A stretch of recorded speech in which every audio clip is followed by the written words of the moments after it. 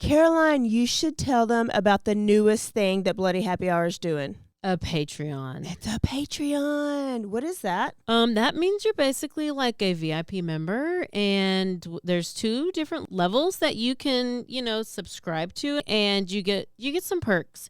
You maybe get like merch a little earlier. You get exclusive merch. You could get first dibs on signing up for a live show. You get episodes with no commercials. You get our video because our video is no longer available on YouTube. It is only on Patreon.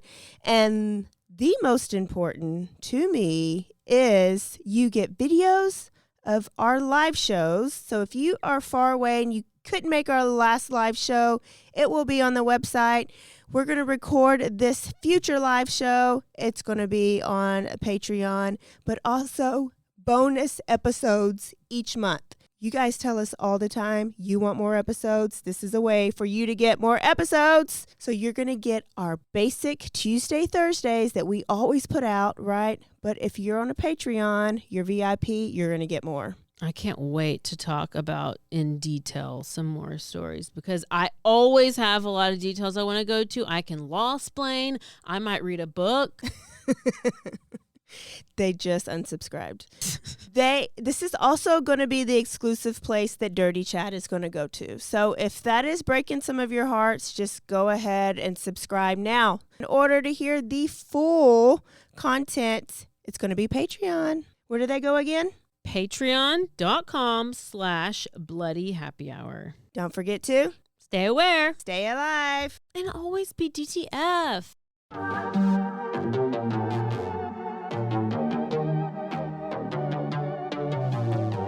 Hey y'all, I'm April. And I'm Caroline. And this is your Bloody Happy Hour. Caroline, are you ready for this? This is your newest guilty pleasure. It's the bloodiest part of your week. Did we say something about it also being happy hour? Show did. Because we about to be sipping on some murder. Bloody happy hour.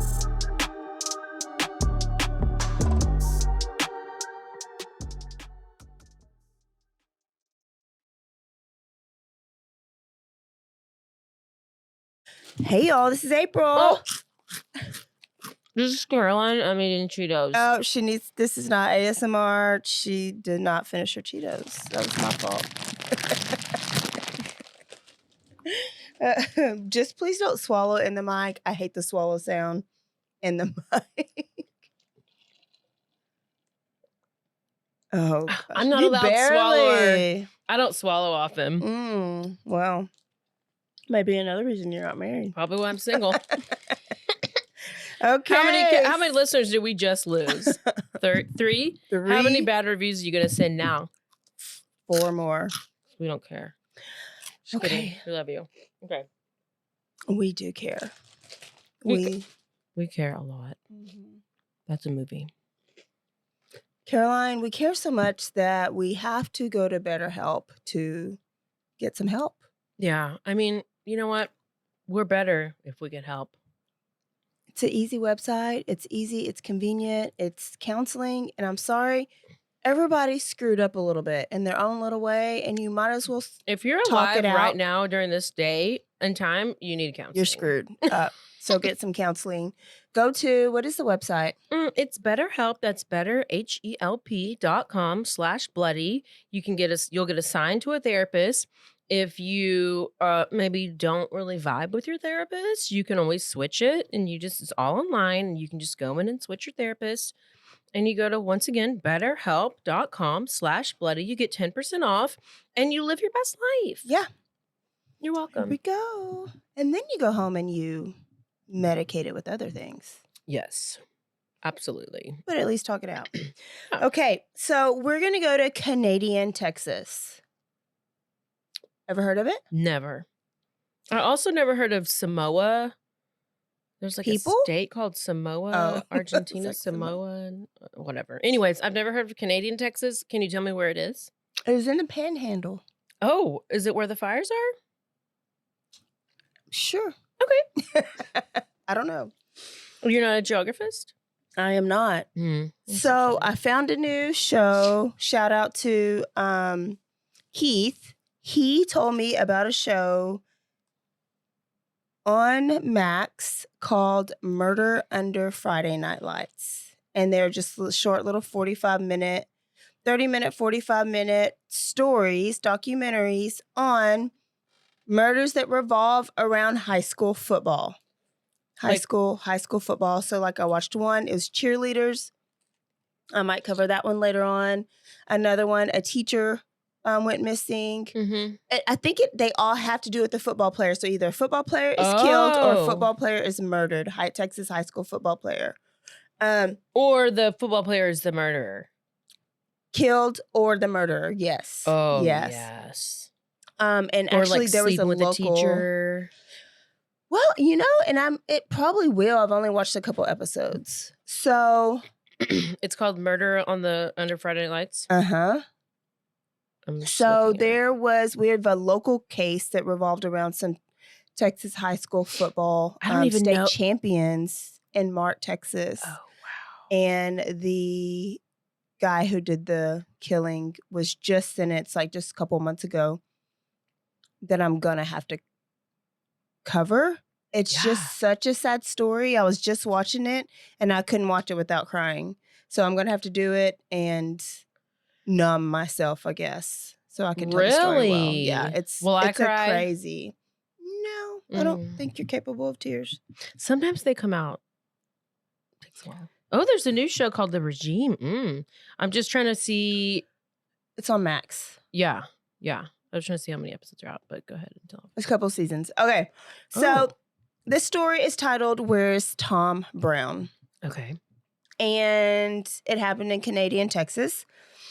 In Canadian Texas, Texas high school football, Friday Night Lights is everything. A big deal. Most places in Texas are like that. And I'm gonna say everywhere. If you got a high school football team, that's gonna run the city. It's gonna run the town. That's where you're at on Friday Night Lights. Like I'm excited about Friday nights. About what? About people who have kids who I'm friends with. For those kids to get into high school so I can go to watch high school football games again and not be a weird creeper just going up to the because I talk about you right now. Yeah, I would too.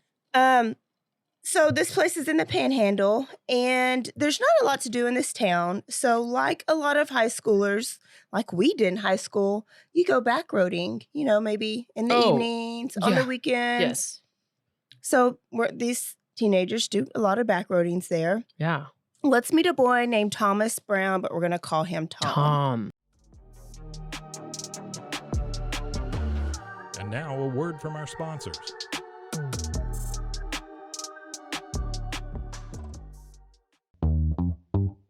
Hi, and welcome to Bustles and Bangers with your hostess, Rachel and Christopher. I love it when you say my name.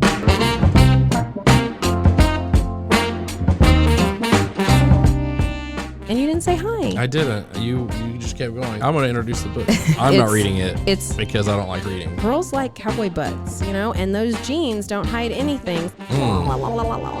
Find us on Instagram at Bustles and Bangers or on RogueMediaNetwork.com. Hey, I'm Blair. And I'm Brittany. And we're the host of By the Cover Podcast. We cover everything from mysteries, thrillers, romance, chick lit, and even some smut. Don't forget the smut. Yeah. We're so excited to get this thing going and share this with you guys. We've been talking about this for months, and it's finally happening. Yes. Special shout out to Rogue Media for helping us with this. For sure. You can find us on Instagram at @bythecover_podcast. You can also find us on Facebook and TikTok, so don't forget to give us a follow on those two also. We are so excited to dive into some of our favorite books and share those with you. We can't wait. Hope you love it.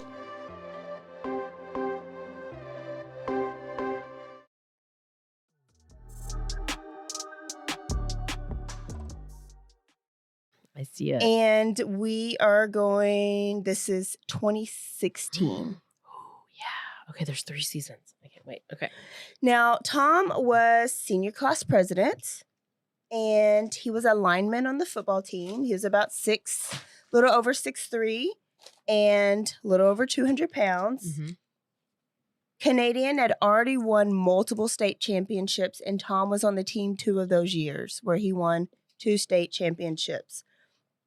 That's how I heard of Canadian Texas, because I knew that they won a lot of football championships. So he was popular. He excelled academically and athletically. He also loved to read, play video games, and he loved WWE wrestling. Oh, there we go. Now, he was described as funny, friendly. He always loved to make people laugh.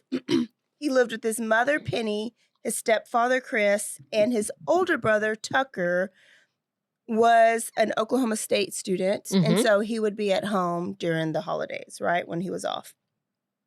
Now, this year, football season started with high hopes.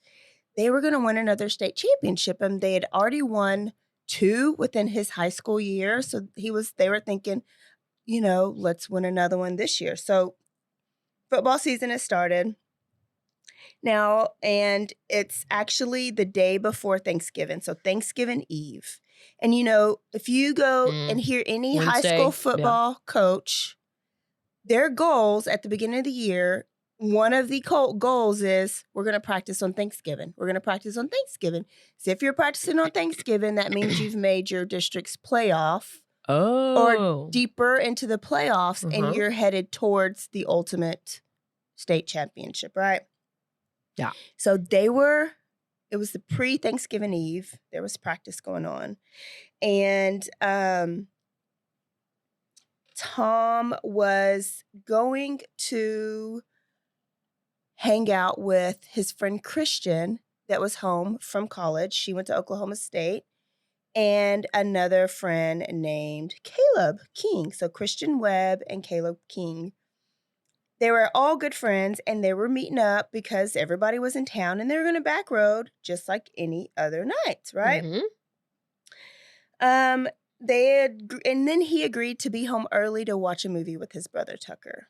Now, Tom, even though he was a senior, he had a curfew of midnight. Yeah. And he followed this curfew all the time. Like, he was never the kid that, had an excuse for being late. Oh, it's way up there in the Panhandle. Now, he did not come home on Thanksgiving Eve. Oh, no. And his brother was like, hey, we're supposed to watch a movie. Texted him, no response. Mom texted him, no response. And about 12:23, they tried to call him, and the phone went to voicemail. Like, it went straight to voicemail. Oh, like dead. It was dead or off or on Do Not Disturb or whatever it may be.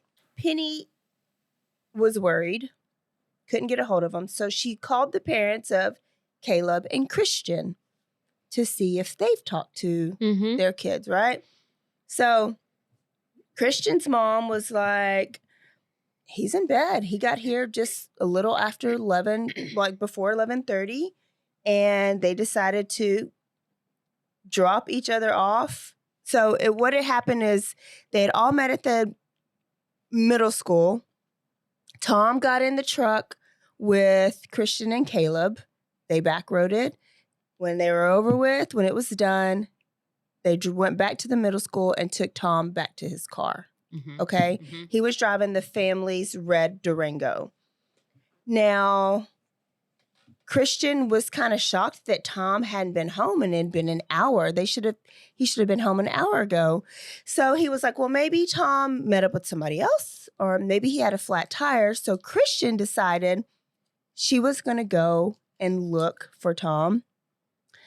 Tom's mom and Tom's brother, they were all traveling all over town to his favorite backroading spots, maybe out by the lake. They were looking for Tom's car. They thought maybe, was there a car wreck?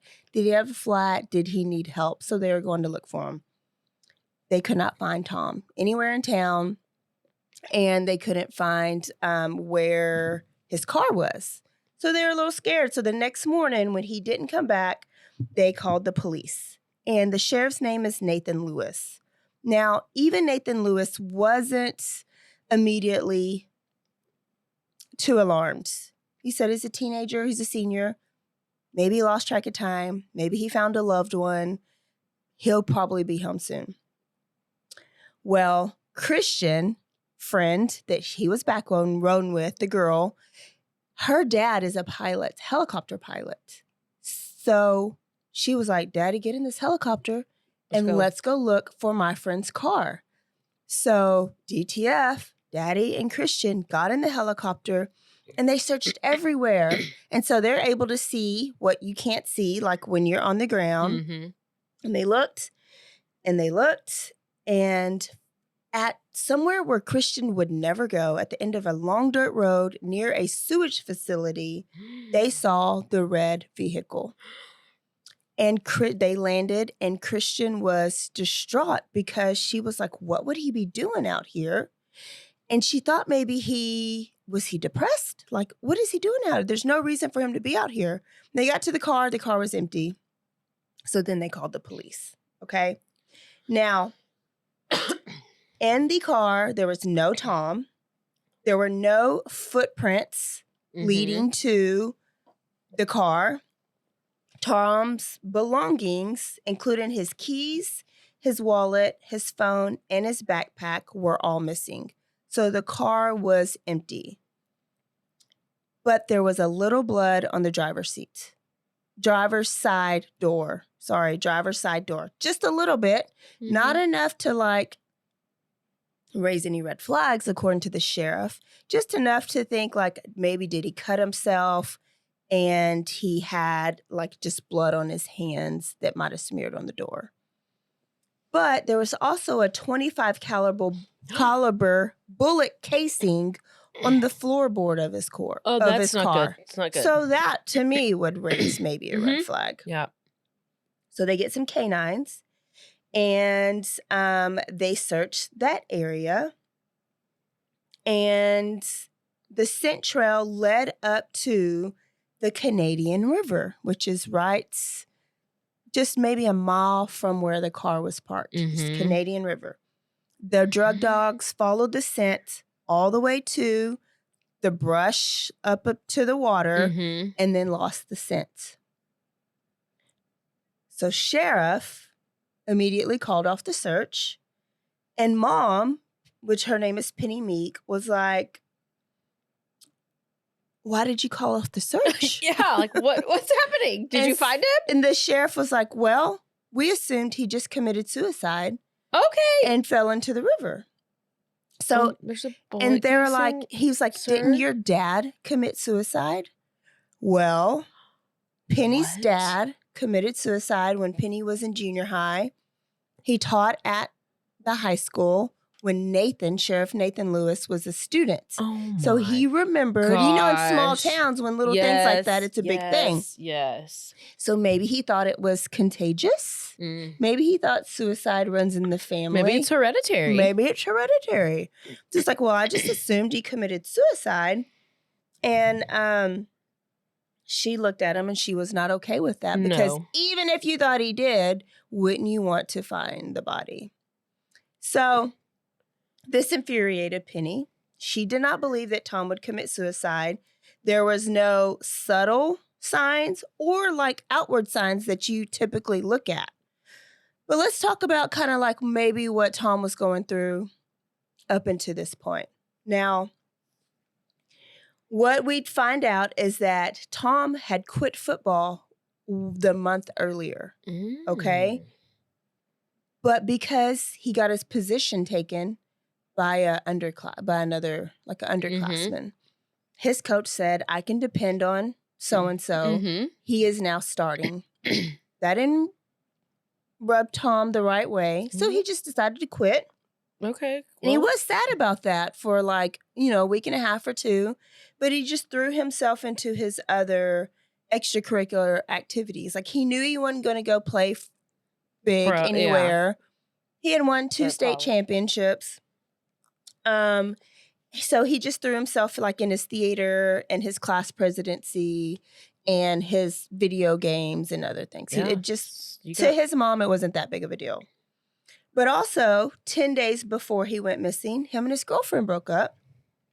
She was a freshman at West Texas A&M. They agreed to be friends, but not date anymore. Okay. He didn't seem very sad about that. He was fine. He was hanging out with Christian. He's fine. But his friend said that he had been talking about his parents' divorce a whole lot. They had been divorced for 10 years, but it was a conversation that was coming up a little bit more. Mm-hmm. And so they thought maybe, could he be sad about? The policeman was like, could he be sad about his divorce and breaking up with his girlfriend and not being on the team anymore and go out there and commit suicide? Well, it's really just 2 changes, but I don't know why he's talking about the divorce if it happened so long ago. So yeah, but yeah. So that kind of comes up a lot in a lot of our stories. Is like, kid goes through a bad divorce and then something crazy happens in their life. And how old is he right now? He's 18, I think, 17 or 18. 17 or 18. So they got divorced when he was 8. Yeah. So some psychologists say that divorce affects a child as the same as like losing a parent or a parent being in penitentiary. Like it's all just as traumatic. Depending on how old you are. age. Yeah, and the situation. So I don't know. Yeah. Now, Penny Meek and Sheriff Nathan Lewis had a past. They did not get along.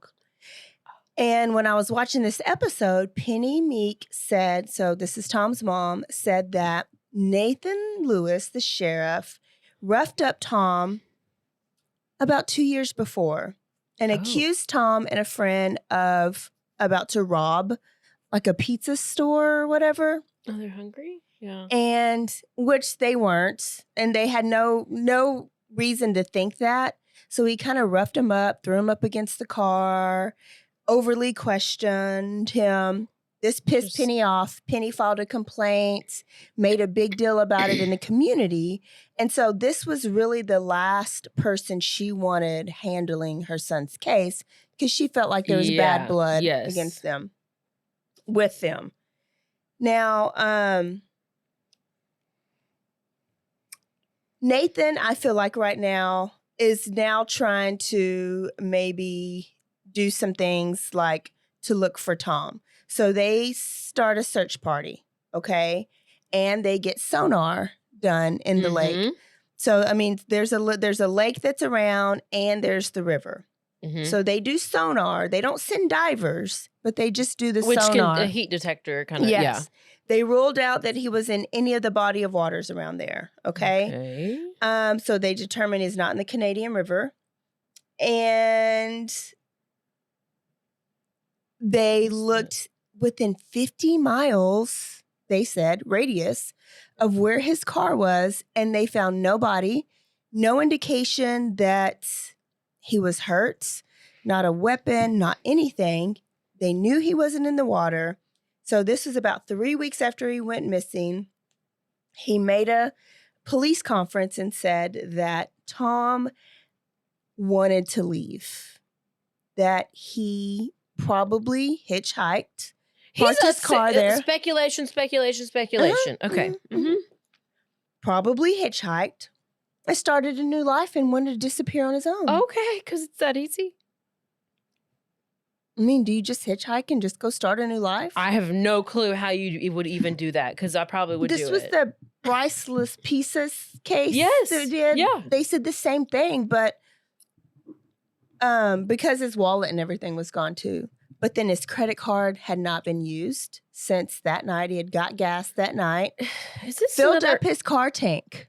His tank. So they were like, oh, people were asking questions in the audience.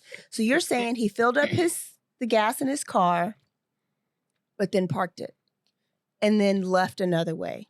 Yeah, he probably just did that because it's a reflex. That's probably what he does like every, I don't know, Wednesday night or whatever it is. And then they were like, he made plans to be with his best friends the next day. He probably didn't want anybody to worry. Okay. It also, videos showed him driving around town, just like different business videos. Saw him driving around town and even towards home, but he never ended up home. And they said, well, what was the purpose of him driving around town that night?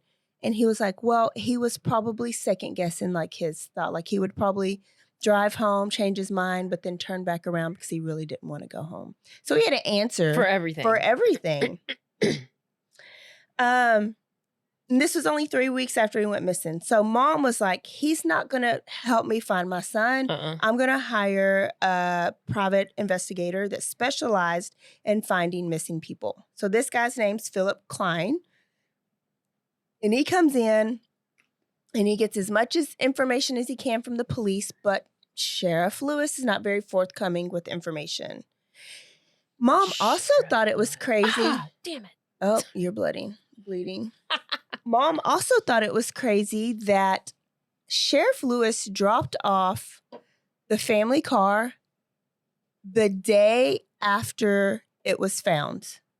So they didn't leave it at the police impound in case they needed to like dust for fingerprints or do a UV light. They returned it the day after it was found because he had concluded immediately that it was suicide.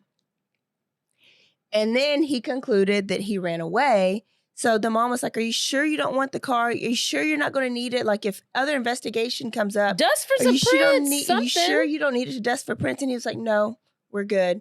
So he returned it back home. So this investigator had this car and he had, the interviews of people. Now, Philip Klein made a public statement with the family saying that his investigation leads them to believe that Tom did not disappear on his own and that something nefarious had really happened. Sure. And for some reason, the sheriff seemed to be kind of covering it up did or not want to find had no interest the in real solving answers. So the family was like, I don't trust the police with this investigation. Can the Texas Rangers come and take over? She just pleaded for outside sources to come in. So Texas Rangers agreed to come in and assist because Lewis wasn't closing the case. He just was saying, I don't have any other evidence that tells me. It was not giving any effort, not trying. It just seemed like he didn't. And because he didn't have any evidence right here in front of him that pointed to anything sketchy, he was not going to go down that path. He was not going to rule it out. That's not your job. Not to investigate at all. Yeah, you're an investigative police officer. So Texas Rangers came in and they went to Stillwater at OSU and they were going to question friend Christian that he was with that night. And Christian, they were trying to figure out, did Tom seem depressed? What type of music were y'all listening to? Was it depressing music? Is there anything out of the ordinary? Do you know where Tom is? Oh my God. Let me have your cell phone. Let me look at your text messages because we believe that you might know where he is or what happened. They questioned Christian for 4 hours and asked her if she would take a polygraph, and she agreed. So then they left her alone. Oh my gosh. Then they went to Caleb. She's the one that found the car. Caleb is at Texas A&M. And they called him up and they were like, we need to talk to you. So Caleb agreed to come back to Canadian and talk to the Rangers. They questioned him for hours and they took his phone, looked at his text messages, and they found out that he was asking people for Tom's PIN number to his phone, code to his phone. Do you know Tom's phone? PIN to his phone? Do you know Tom's PIN to your phone? Do you know, all different friends? And they were like, why would you want Tom's code to his phone if the cell phone was never found? Facts. Good question. And so Caleb was like, well, I didn't want it, but Tom's mom texted my mom and asked my mom if I knew the code to the phone. Okay. So the police were like, we don't believe you. Why would Tom's mom want the code to the phone? And the phone it's not in her possession. And he goes, I don't know. I was just trying to help out Tom's mom to see if any of the friends knew the code because I thought she had the code. Why else would she want the PIN? Oh my gosh. Okay. So then Texas Rangers were like, I don't believe you. This is suspect. Isn't your dad a Republican politician in the area? He's probably trying to work with the police to cover up something that you might have did on accident or on purpose the night Tom went missing. So now they're looking at Caleb and they were like, Caleb, are you involved in this. Well, he committed suicide, so. Well, Caleb called his mom, and mom showed the text messages of where Miss Penny was looking for and so they're like, okay. Caleb was like, you can give me a polygraph right here, right now. I have nothing to hide. They didn't give him a polygraph, but they did let him go. Of course. They were both being very cooperative because they were concerned about their friends. Now, Philip Klein was like, I want to search the area. I want to look for cadaver dogs. I just don't know that the police really did what they said that they did. Okay, so he gets this going. And he also had them sniff Tom's car. And Tom's car, they went off on Tom's car, indicating there had been a dead body in Tom's car. Now, remember, police are saying he either committed suicide or he ran away. But why are the cadaver dogs blowing their whistle, per se, on Tom's car, which they only find dead? The fumes that come with dead body or where a dead body has been, okay? Oh, my gosh. And then a backpack is found. Oh, wow. That's what happens when you look and search and do your job. A backpack that was soaking wet. It had like an indentation in the ground, like where it was, like it'd been there for a little bit, because this is probably now 2 months after the murder. When they opened up the backpack, it was all wet on the inside and indicating the backpack was there. So here go police. They're like, well, he probably placed his backpack there before he got in the car with the hitchhiker to go and disappear. Private investigator was like, we think a suspect that might have hurt or took Tom tossed out the backpack as they were getting rid of the body or whatever it may be. Okay. Oh so it's like two different ways you can see the stories. You got the investigator saying one, you got the police saying another one. I have to go watch this show. Now, 9 months went by and there was another search. Okay. That was organized by the private investigator, not by the police. But the police were always invited to be involved. Right. 3 minutes within the search, a cell phone was found in the area off of the road where the backpack was found. Okay. The cell phone, though, was in pristine condition. And it had been 9 months outside. That town had gotten tons and tons of rain that season. It was not waterlogged. It did not have a scratch on it. It was not dirty. It was like in perfect condition in the grass in the middle of a field. How did they find it? On the search party. Found it. Like somebody in the search party just found it. Like they were just literally searching. Here's a cell phone. So they have to turn this into the police. Or to the Texas Rangers, whoever's covering it by now. And it was Tom's phone. 9 months later, perfectly clean. What? So now Penny starts to say, you know what? I think the police have had this phone the whole time. Because she said the police kept questioning her for the pin. So she wouldn't give them the pin because she says, why do you need the pin if you don't have the phone? You have the phone. But they haven't said they had the phone. So she was coming out and saying the police must have wanted the phone to delete something from the phone. What? Okay? But then you have people in the community saying that the mom had the phone the whole time because she was too asking for the pin. Oh my gosh. And that the mom knows more than she's wanting to tell. Okay, if the police had the phone, they could easily use get a warrant and the state can use their cell bride or cell hawk to get into the phone. Yes. So if they had the phone, they would have been able to get into it by getting that warrant. Yes. So they wouldn't have had to. And why would they? Needed the code? Are you Yeah, saying they wouldn't have needed the code? I'm saying I think they wouldn't have needed the code because they could To have. get into it because they have other ways.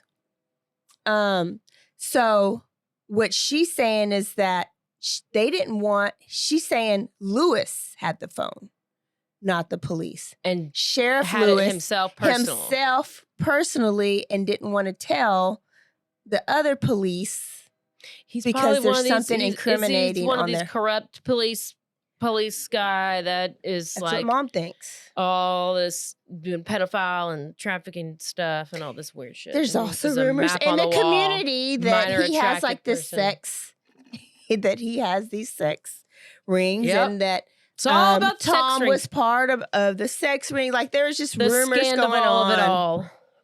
It's Tom Scandal, in case you didn't know. Bravo. There was also a pistol case found, not a pistol, but like a carrying case that like the pistol could have went in, but there was no pistol around. It was just a case that was found kind of near where their cell phone was found. At the same time when the cell phone was Yeah. found 9 months later. On that same, during that same This search. is after the baby. 9 months later. I was like, is there a kid that was born? So the attorney general comes in and they kind of oversee and they're taking over the case. Okay. Yeah. So local law enforcement, they're not in charge. Kleine, the private investigator, is also turning over anything that he has found. And now attorney general is over the case, but nothing new comes out. They re-interview people. They're going to the local high school that just in case people in the high school know something, but they're scared.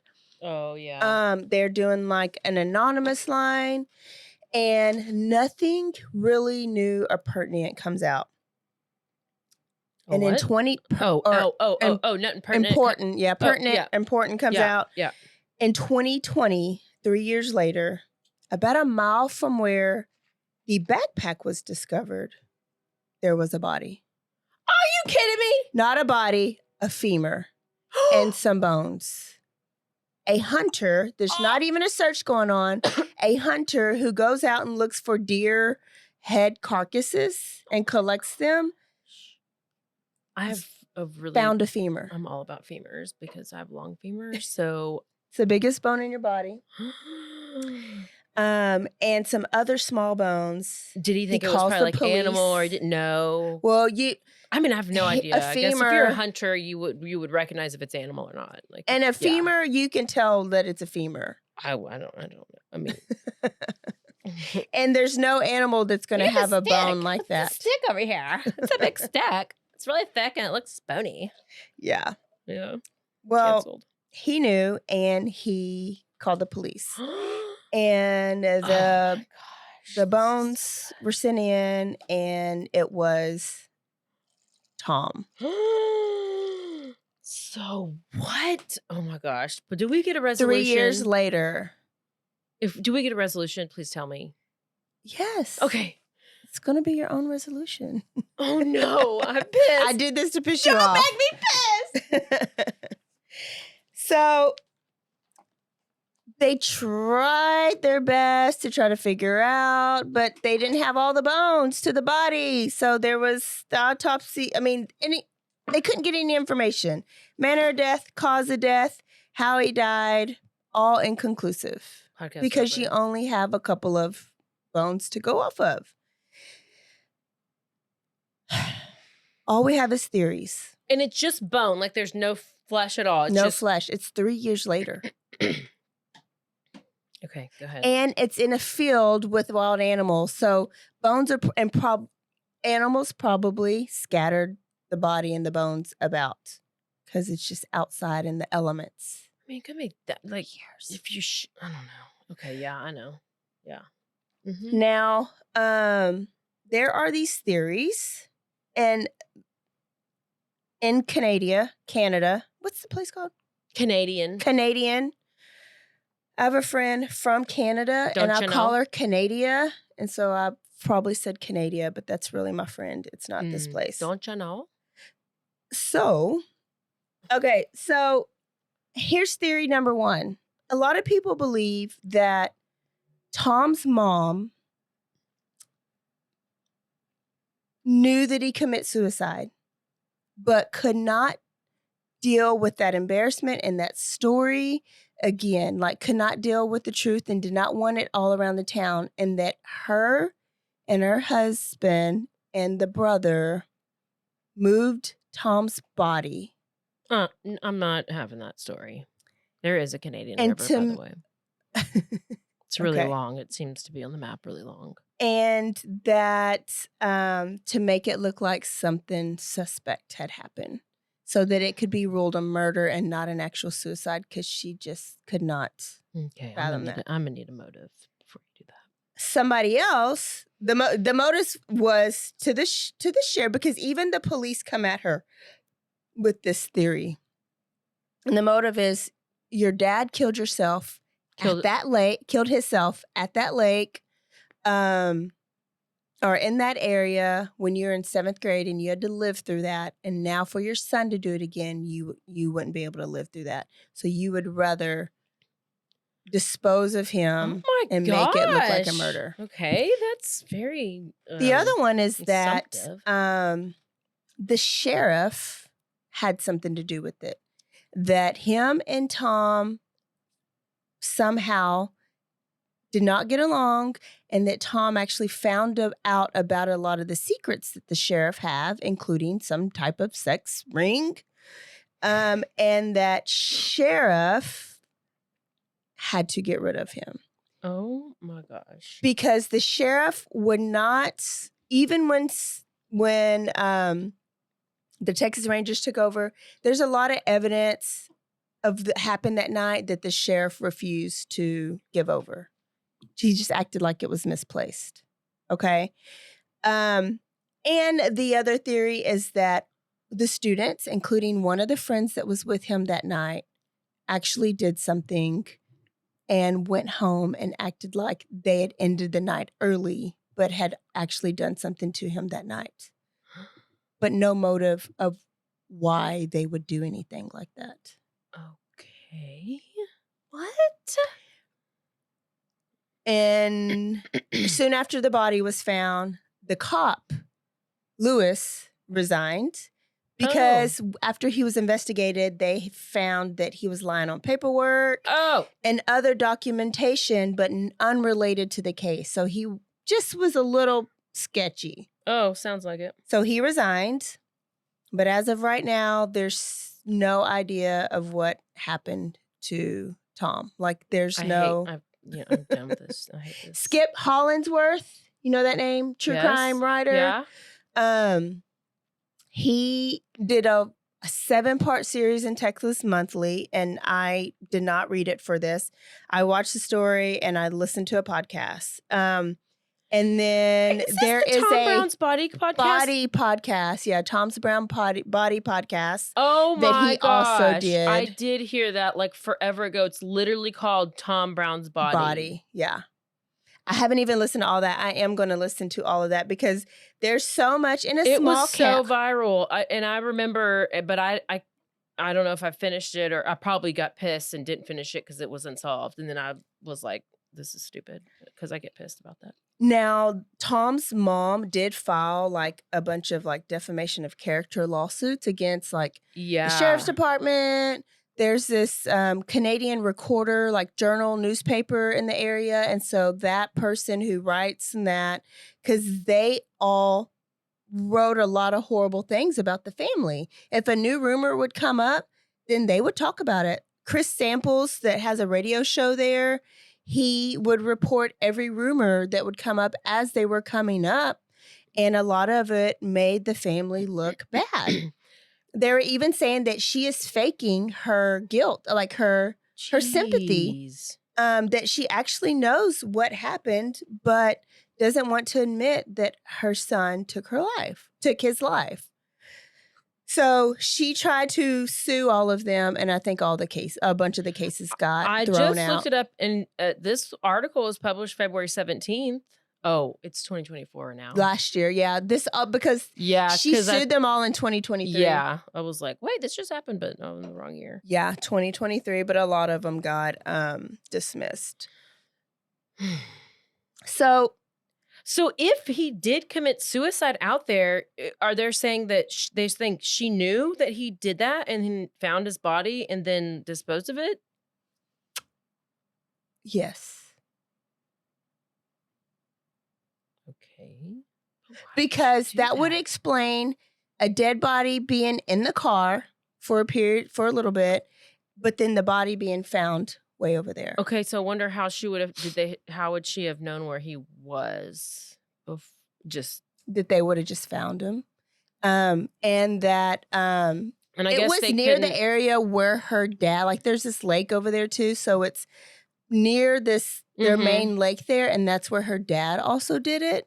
And so it just kind of all made too much sense. But there was no gun. There was just the gun case and then the shell casing in the But okay, if the casing was inside the car, then he would must have have had been to shoot shot himself. He would have had to shoot himself in the car, and then there would have been more than a dab of blood. Yeah. Other people think that he might have met up with somebody after and was killed, placed inside the car. The car was abandoned, and then as they were leaving, they threw the backpack, like disposed of the backpack, disposed of the body somewhere else, probably threw out the gun, but the gun was never found. Here's the gun case over here. Like that is more plausible, is that whoever did it, killed him, if he was killed, was getting rid of the evidence along the highway on their way out. Gosh, I hate everything. So people wonder, ask the mom, was she better now that at least like she knows that he's dead? Because for the longest, that's true. They thought that he may, you always have high hopes he's going to come back. And so she was like, no, I don't feel any better because I have no idea what happened. They were able to have a memorial. They honored him when he was supposed to graduate as a senior. They honored him. And then it even came out that like she has been texting his phone this whole time. What? But she showed them the text messages, and it was just basically like, I love you, happy birthday, happy so-and-so. Like her way of talking to him, knowing that he's not there, but did you listen to the latest, the one from June 12th, 2023 of Tom Brown's body update from Skip? No, just because the articles just said that it was about the defamation stuff. Oh, yeah, it probably is. And I just ran out of time. Wow. I'm sure there's so much more, but you can go find that podcast, because where the hell is Tom Brown? Or we know where he is now. What the hell happened to him? Yeah. Oh my gosh. What do you think, FBI? I think a lot of the evidence, if you just graze over it, kind of like I did, does point towards suicide. They said he was melancholy. It also said that he had a fetish of wearing diapers, adult diapers. We've covered that in an episode previously before. And that sometimes he would get in these depressive states where he just couldn't see like the good in things. He wore diapers? He confessed to somebody that he wore adult diapers a couple of times. So was he kind of ashamed of these things coming out? Yeah, you should be ashamed of that. And maybe you don't need to. You need to be alive, but you need to be ashamed. I'm sorry about that, Tom. I'm sorry about your fetish. But is that all just a rumor? I don't know. Yeah. There's some real funky fetishes out there. And I saw some lady the other day over on some Twitter. She was putting cigarettes out in her boyfriend's mouth, and he was, because he wanted to be humiliated, and he had on a leash. It was a BDSM. It was disgusting. Goodness. So, people have some weird kinks and shit. Yeah. I don't know about diapers. That's disgusting. But I do think Tom could have shot the gun. Man, bullet casing fell in the car, like inside the car, like maybe shot it out the window, bullet casings in the car, and then walked further out and committed suicide. And then the elements just found him. I just don't know on how all these searches he wasn't found earlier. Yeah. There were like 3 major searches, at least. And then the phone was placed. The phone was placed. But can't you So- see where the phone had been? I guess not. I don't know. If it's been off and dead for 9 months? yeah. Off and dead for 9 months. That's why you got to share your location with at least one person. Yeah. I mean, I have like 10 people that I share it with, I think. And so if I go missing, you can all find me unless I turn it off. Unless Or I it's go turned missing. turned off. I don't know. I don't know what happened to Tom. I Oh don't know. my gosh. What a good story, I guess, even though I'm not resolved. Yeah, not resolved. Sorry. Well, Every once in a while, you gotta do one of those. I know. And I'm going to do it to you back just to piss you off. Okay. But otherwise, that is a good story. And I love that it was not only on Friday Night Lights, even though it had nothing to do with football, but I guess he was a football player. He was a football player. But that it also was the podcast Tom Brad's Buddy. That was like a big deal when it came out. Yeah. It was like big. I want to listen to it. And I'm just excited. I probably should have waited to do this during football season. Maybe I'll do some more of these stories during football season, but I just... Yeah. I don't know. I'll do one. Oh, it is my Texas Monthly. Okay, they have a few other ones, so maybe I'll go listen to one of them. Yeah. I love it. All right. I love it. That is it. That is it. We will see y'all next time with a whole new story, and there's no telling what we're going to talk about. So we just hop around all over the place. Love it. We will see y'all. Don't forget to Stay aware. stay alive. And always be DTF. Bye, y'all. Bye-bye.